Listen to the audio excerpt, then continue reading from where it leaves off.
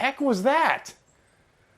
Anyway, I don't know if you guys have ever experienced this, but I am having what I guess I would call car guy withdrawal. Now, before you ask, no, I have not officially been diagnosed yet, okay? Health insurance is expensive. But for those of you who don't follow the channel closely or haven't been around for a while, well, first of all, same. Because of what I'm about to explain to you, which is my Mustang is broken. It is still broken. It has been broken since late July, I believe, if I'm not mistaken. I don't know. Time has moved incredibly slowly until it wasn't anymore. But to catch you up, I blew the slave cylinder on my Mustang a few months ago, as well as the third gear synchro. So essentially the Mustang needs a full trans rebuild and a clutch, flywheel. While I'm in there, I'm gonna do shifter and a few other supporting mods to make sure that this is something that I don't have to worry about ever again. And I might describe to you in a little bit more detail what exactly I'm planning to do with that, because I do have a more definite plan than I did with the last video, which I recorded on the day that the Mustang's transmission blew up. But before that, we're gonna talk about the phenomenon, which is the title of this video, car guy withdrawal. What do I mean by that? And please, feel free to share in the comments if this is something that you've ever experienced. But let me go ahead and describe my experience with it. I love cars, obviously. I always have, and I've owned a lot of fun cars since I've been driving, and I'm really happy and fortunate about that being the case.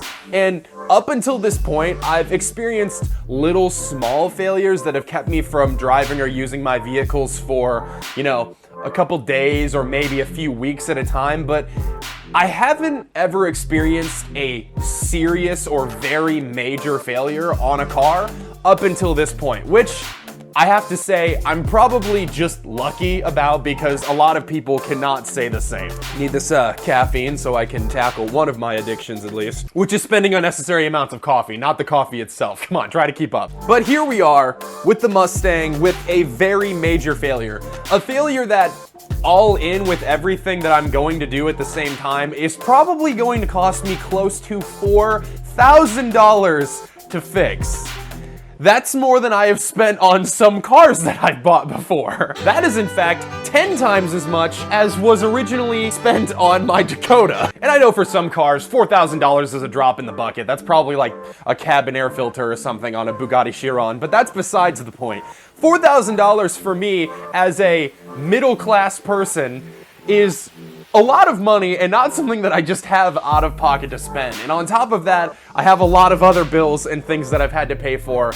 For instance, something that I am still paying for and will be paying for a while is that I had to replace the roof on my garage, which, thank goodness, I'm really happy that that's done and over with and I don't have to worry about the incessant leaks in the garage anymore, other than the one that comes in from the back wall through the foundation, which is gonna be much more of a thing to tackle, but that's small potatoes in comparison to all the water that came through the roof. And in fact, one of the holes in the roof was created when I accidentally stepped through the roof when I was cleaning out the gutters, and wood fragments and nails fell onto the Mustang, which was underneath, which was very convenient. Luckily, it was undamaged. But what all of this together means is that I have not been able to drive this car for months at this point, and unfortunately, even though I do have a plan to fix it, it's gonna be months until I'm able to drive the car again. We're also getting into winter. I live in northern Illinois, so I probably wouldn't be driving it for months anyway. But when you love your car as much as I love mine, and you want to drive it so badly, you want to use it so badly, you want to work on it so badly, and you just can't, what you get is car guy withdrawal. And what does that mean? Well, let me tell you, because I probably gave myself the worst possible case I could have personally by the events that unfolded when this car broke. I had just gone to my first test and tune with my own car at the drag strip here locally.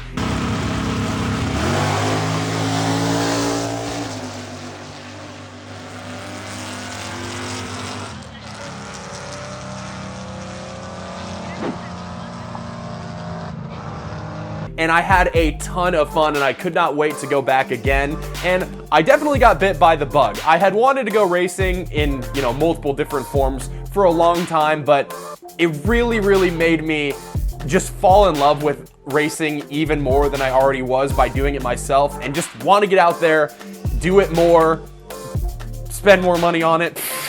And then boom, quite literally, the Mustang is broken, and quite significantly broken. And so all of a sudden what you have is yourself even more into cars and all of the mystique around them, and then suddenly you're not able to do anything about it because your car is out of commission. Now, some of us have more than one car that is fun and stuff like that. I have in the past too. I don't really anymore. My Mustang is kind of my only fun car at this point. Not that I'm complaining. I'm really fortunate to have any cars that pretty much exist only to have fun with in the first place. And now I can't drive it. And on top of that, my wife, who loves me very much and supports my hobbies, but isn't particularly interested usually in cars herself, actually expressed an interest in potentially also doing a little bit of racing at the drag strip here and there too. But she doesn't know how to drive manual. I plan on teaching her eventually, but it's not really the most important thing. And so she would like to take something down the track at some point too. And to be honest, I don't really trust this piece of crap to not puke all of its transmission guts all over the track. I apparently have a thing for cars with terrible transmissions. All of them that I own. I also used to own a Subaru. I also considered getting an F-150 with a 10R80.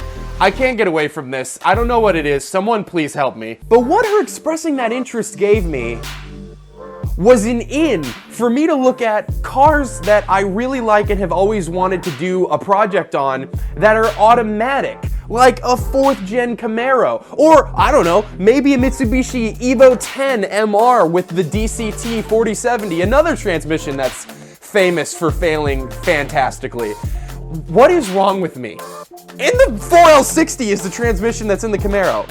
Okay, I really have a problem. And I find myself searching and searching for all these cars. I'm always pretty much constantly on Facebook Marketplace and Auto Trader and you know, Auto Tempest and all these different things, but somehow all of a sudden, even more than usual, expressing even more of an interest in pursuing some of these cars. I also knew that I wanted to replace my truck, but suddenly I find myself perusing even more for another truck and considering all these other truck options that I never thought about before. And on top of that, I'm looking even more in depth at all the things that I want to do to this car. I'm always doing that, but even more. Why? Because car guy withdrawal. What else can I do to this? I could throw some cams in this. I could make it, you know, a high screaming NA engine. I could freaking put a supercharger on it. I could put some lower control arms to make it launch harder at the track. I could do a drag pack. I could make this thing absolutely launch off the line. I've been looking at maybe doing some aesthetic things that I can afford before doing the rebuild. Why? That doesn't make any sense. But right now my front lip is broken and my car's kind of like a Kardashian, you know? Best view is probably from the back and it needs a facelift, but that's besides the point, okay? Car guy withdrawal. It's a real thing. So what do you do about car guy withdrawal? I have no idea. I don't know. I wish I did. It would make everything a lot easier. Sorry, I'm not of help. But I do have some ideas. I know it's not exactly the same, but if you are not able to use your car, you're saving money to do a major repair or whatever on your car, or maybe you're in the middle of a long project that's taking a lot longer than you thought it would. They all do that, by the way, so just keep that in mind going forward. Well, it might not be the same, but go out with some friends. Enjoy some of your friends' cars, you know? Go out for a drive with them. If they're gonna go to a show or whatever, go ahead, hang out with them. Even if they're not, go to shows yourself. Go to the track yourself. Just enjoy your time. And if you have friends, maybe, that also like to go to the track, like with me, for instance, they might even let you take their car down the track. Now, they might not, but for instance, fun fact, I have a friend who is also named Colton, who also has a Mustang, who was also going to the drag events, and in fact, he's the one that invited me to take my car out on the first time.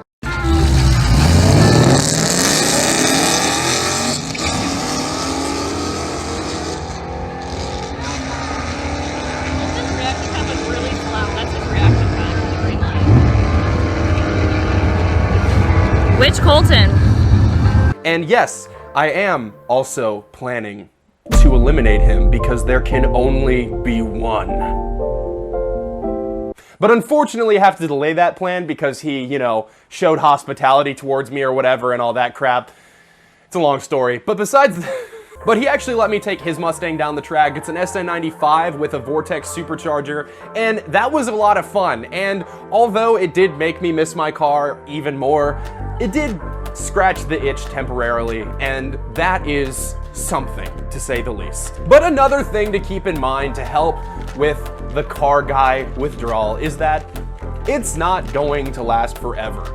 Even if you don't have a plan yet, fact of the matter is, pretty much anything is fixable, and it doesn't mean you're gonna be without your car forever. I know I won't. Unfortunately, I'm probably looking at mid to late spring by the time my car's back up and running, which is quite a ways away, and that does hurt a little bit, but hey, that's part of being an adult. Sometimes there's more important things to pay for, and well, there is for me, so that's stupid. And while your car is down, I mentioned it earlier with some aesthetic mods and stuff like that, but even otherwise, is there some things that you can do to fix your car while it might not be able to literally run or drive while you're saving for another major repair? For instance, the thermostat on my car has been stuck open for a while, but it was during the summer, so I wasn't really concerned about it. So I was just driving the car, the thermostat's open like 95% of the time during the summer around here anyway,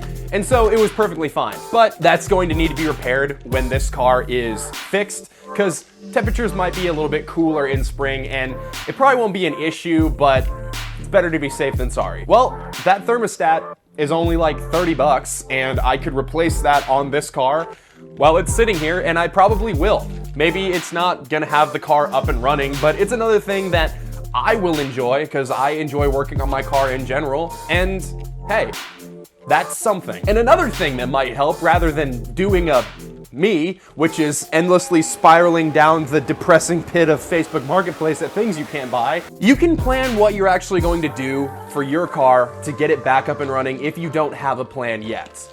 And speaking of which, for those of you that regularly watch the channel, let's go ahead and close this video out by discussing the plan for the Mustang and what exactly I plan on doing. So this car, it's a 6-speed manual. It's the MT82, which I guess should be obvious by now since I was talking about clutches and shifters and whatnot. The MT82 is not a transmission that many people want to work on. I talked to pretty much every single transmission shop around the area, and every one of them said essentially the same thing, which was, we won't work on that, and also, we don't rebuild manual transmissions.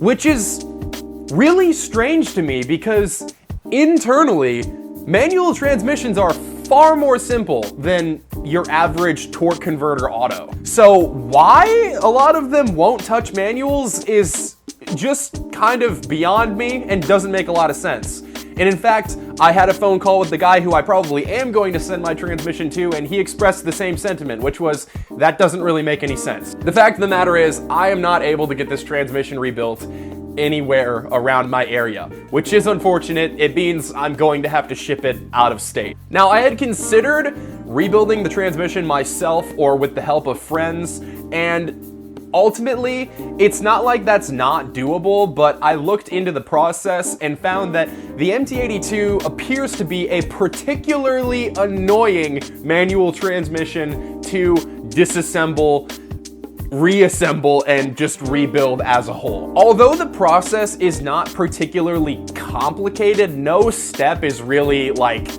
that hard to fathom. The problem is there's a lot of ways that you can mess up easily while doing the steps, even though the steps are not particularly complicated in themselves. And ultimately, although I would be saving money by rebuilding the transmission myself, it's just not worth the risk to me of like potentially ruining the heat treatment on the gears and stuff like that, because if I have to continue buying more components for it, it might end up being just as expensive as sending it to someone who knows what they're doing, and at that point, there really is no point in redoing it myself. And you may be thinking, why not just buy a used, or better yet, even a new transmission, and then you wouldn't have to worry about anything going forward? Well, there's a very good reason for both of those.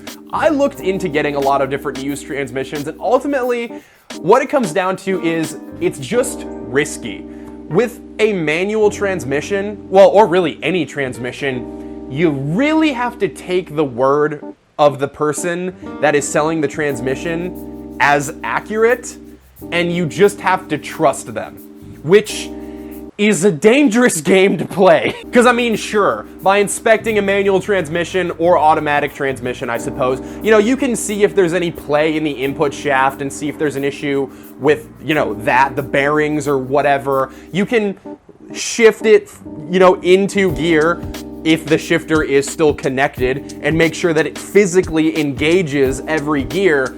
But that doesn't tell you if it's actually going to function properly when it's back up and running in the car. I could buy a manual transmission that seems okay in theory, put it in the car, and it has the exact same problems that this one does with the synchros. And that kind of goes into why I don't really want to buy a new transmission either. Buying a new transmission will still be more expensive than rebuilding the transmission. It seems like that might be worth it because it'll just be new and there's nothing to worry about, but ultimately, even a brand new MT82 is still going to have the same weak points that this one does. They have a lot of weird issues. The earlier ones have plastic shift fork pads that are total pieces of crap. The later ones have aluminum shift fork pads that are stronger but happen to break off into the transmission, which is also bad. The shift rail stop, also plastic.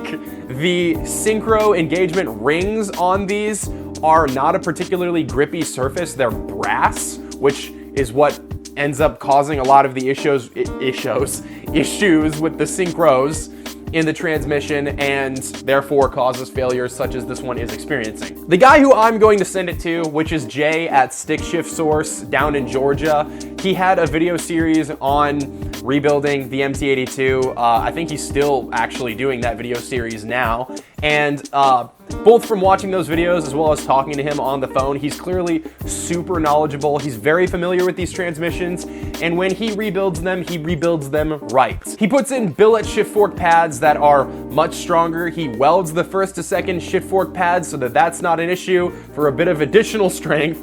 They put in carbon fiber synchro engagement rings.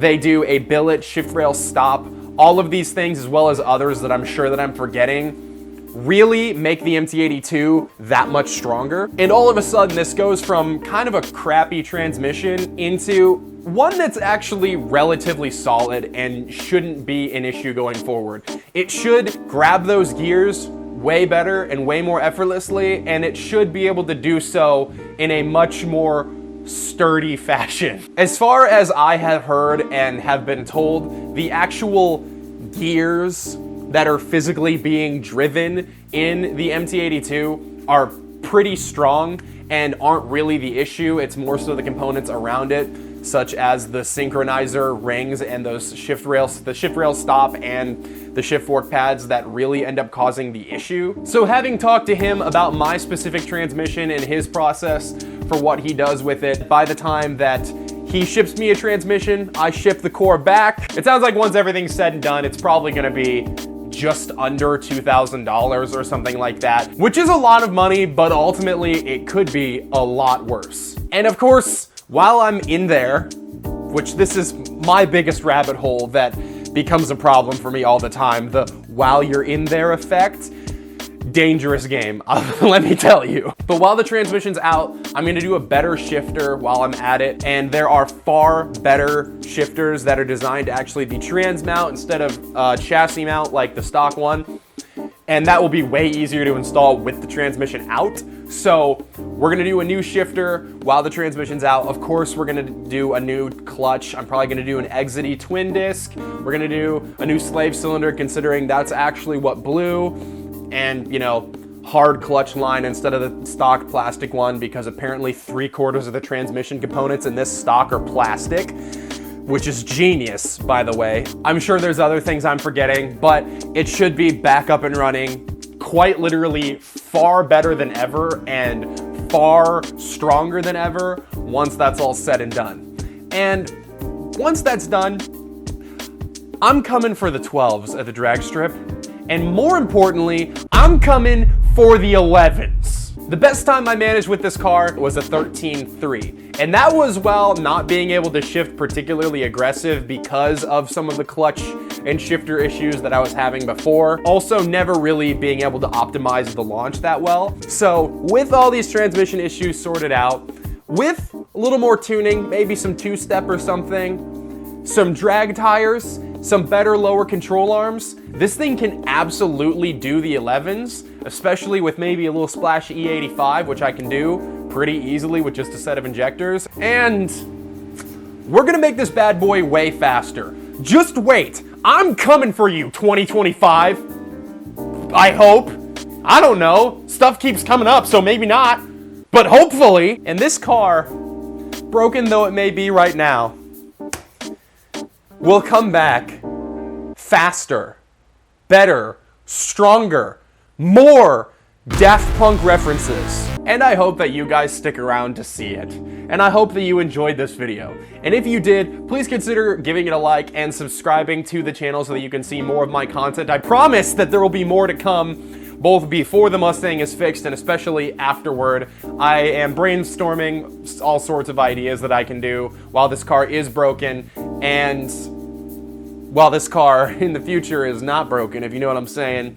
I hope you do. It's really obvious. It'd be kind of sad if you didn't. But in the meantime, have a good rest of your day, and I will see you guys all in the next one.